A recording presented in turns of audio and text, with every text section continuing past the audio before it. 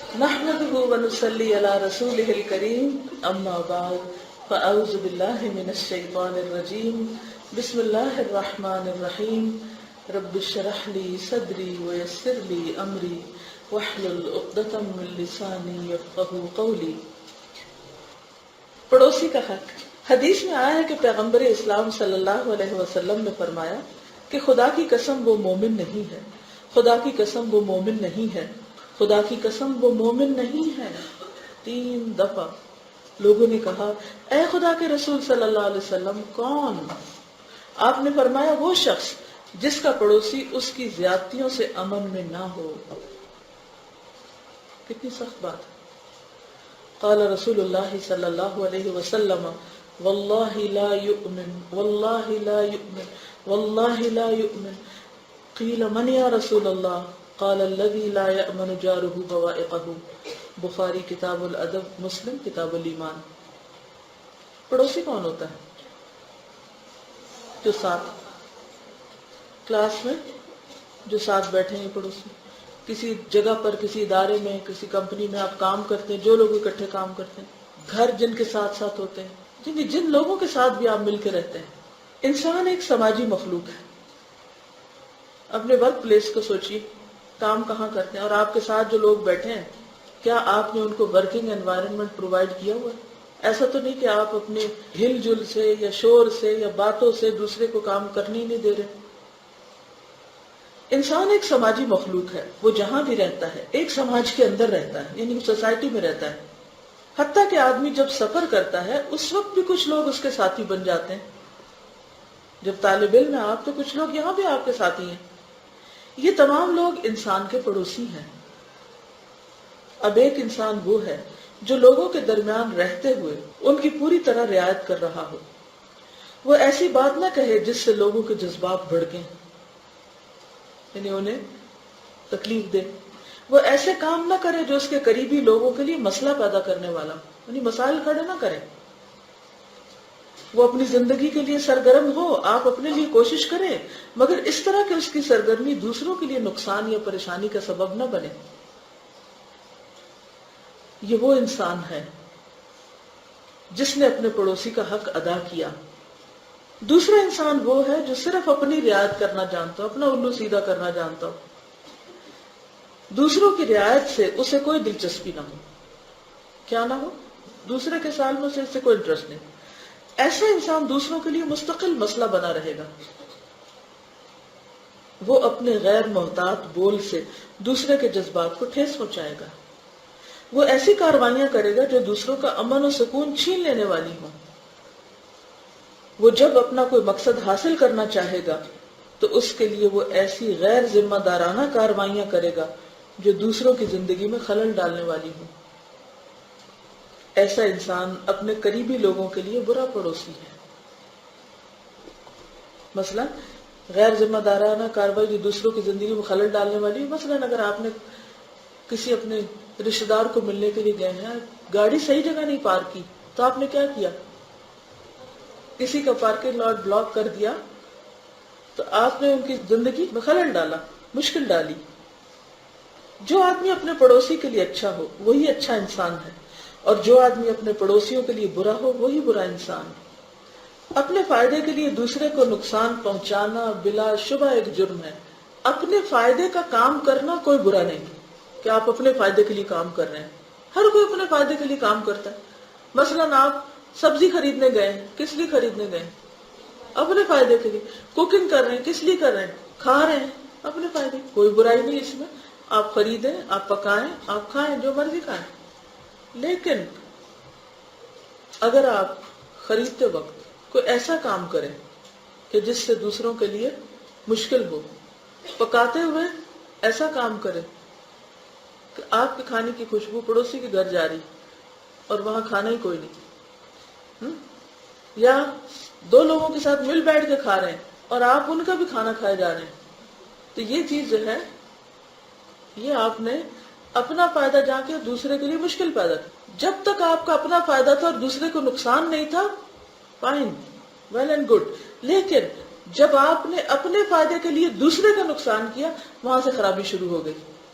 اپنے فائدے کے لیے دوسرے کو نقصان پہنچانا بلا شبہ ایک جرم ہے، اور کون شخص اس جرم کا مجرم ہے اس کو جاننے کا سب سے زیادہ یقینی ذریعہ اس آدمی کا پڑوس ہے۔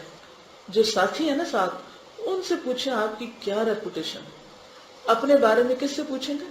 اپنے روم میٹ سے، گھر میں اپنے بچوں سے، سرونٹ سے، کسی جگہ جہاں آپ کام کرتے ہیں تو آپ اپنے کو ورکر سے، ان سے پوچھیں وہ آپ کے لیے کیا سوچتے ہیں۔ جہاں بھی آپ کام کرتے ہیں ان سے پوچھئے کہ وہ آپ کو کیا مقام دیتے ہیں، کیا درجہ دیتے ہیں، آپ کے لیے کیا احساسات رکھتے ہیں، کیونکہ وہ شخص مومن نہیں جس کے شر سے اس کے پڑوسی بچے ہوئے نہیں۔ اور اگر لوگ آپ سے تنگ ہیں تو گویا آپ پھر اچھے انسان نہیں۔ اچھا، لوگ کن باتوں سے تنگ ہوتے ہیں، کبھی سوچا آپ نے؟ دوسرے ہم سے کس پہ تنگ ہوتے ہیں؟ چلے یہ نہیں آپ کو پتا چلے گا ہم دوسروں کی کن باتوں سے تنگ ہوتے ہیں۔ اب دیکھیں، اب سمجھ آ گئی دوسروں کی کون سی باتیں جن سے ہم تنگ ہوتے ہیں، اریٹیٹ ہوتے ہیں، اور ہمارا دل چاہتا ہے ہٹ جائیں یہاں سے، چلے جائیں کہیں اور۔ جب دوسرے بہت زیادہ آپ سے توقعات رکھتے ہیں، ڈیپینڈ کرتے ہیں آپ پہ، اور انٹرفیئرنس، ہر چیز میں انٹرفیئرنس، اور ہمارا سکون ڈسٹرب ہوتا ہے جب سو رہے ہیں تو جگا دیں، کھا رہے ہیں تو اور کچھ ہنگامہ کھڑا کر دیں۔ یعنی ہر چیز میں ایک مصیبت کھڑی کی ہوئی ہے، بلا وجہ کسی پہ تنقید کرنا، ٹائم ٹیبل کا خیال نہ رکھنا، سونے جاگنے میں اپنی مرضی کرنا، کوئی بھی چیز جو ہمارے مزاج کے خلاف ہوتی ہے۔ مثلا چلتے وقت کیا کرنا، دروازہ کھولتے وقت کسی کی چیز ادھار لینے کے بعد، اور اگر واپس کرنا تو توڑ کے یا خراب کر کے کرنا۔ سوچئے ریسنٹلی آپ کو کسی نے ہرٹ کیا ہے؟ سوچئے کسی نے ہرٹ کیا آپ کو؟ اب مجھے بتائیے کہ کیا چیز تھی وہ؟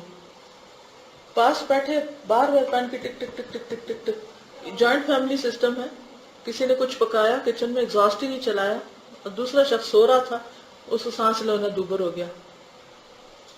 اب یہ پڑوس ہے، جوائنٹ فیملی سسٹم میں ہر بندہ دوسرے کا پڑوس ہے۔ اگر آپ نے کوئی ایسا کام کیا جس سے دوسرے کی نیند ڈسٹرب ہوئی، سونا حرام ہوا، تو آپ اسی حدیث کی کیٹیگری میں آ جائیں گے۔ کیوں نہیں لوگ اکٹھے رہنا چاہتے؟ بالکل، ہسبینڈ اینڈ وائف بھی ایک طرح سے پڑوسی ہیں ایک دوسرے کے لیے۔ کیا ان کے اوپر حساب کتاب کوئی نہیں ہے ایک دوسرے کا، وہ جس کو جیسے چاہے ستائیں؟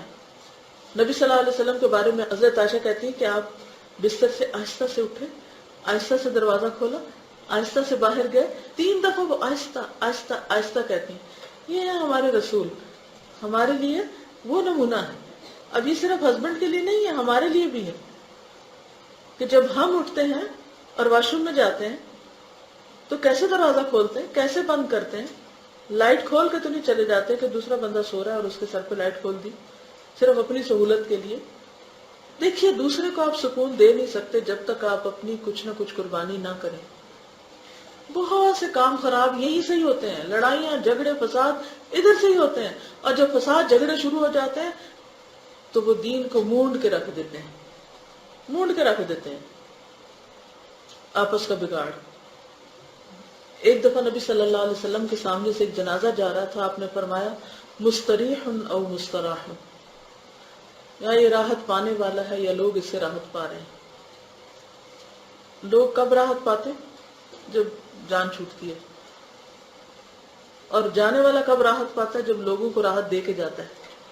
کس قدر تکلیف ہوتی ہے، سارے ہمسایوں کو تکلیف۔ وہ کہتے ہیں ہمارے پڑوس میں خالی پلاٹ ہے، ڈبے بھی پڑے ہیں، لوگ اس میں کوڑا نہیں دیتے، سب نیچے پھینک کے چلے جاتے ہیں۔ یہ بھی ہمسایوں کو تکلیف دینے والی بات ہے۔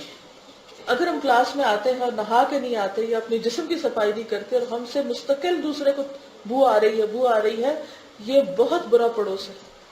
یعنی کہ کلاس میں بیٹھ کے دوسرے کے اسکارف پہ لکھنا شروع کر دینا، اس کا پین بلا اجازت اٹھا کے لکھنا شروع کر دینا۔ بہت سی چیزیں ہیں، ہم سب اپنے اپنے رویوں پہ غور کریں کہ میں اپنے کون سے رویے سے کس کو تکلیف دے رہی ہوں۔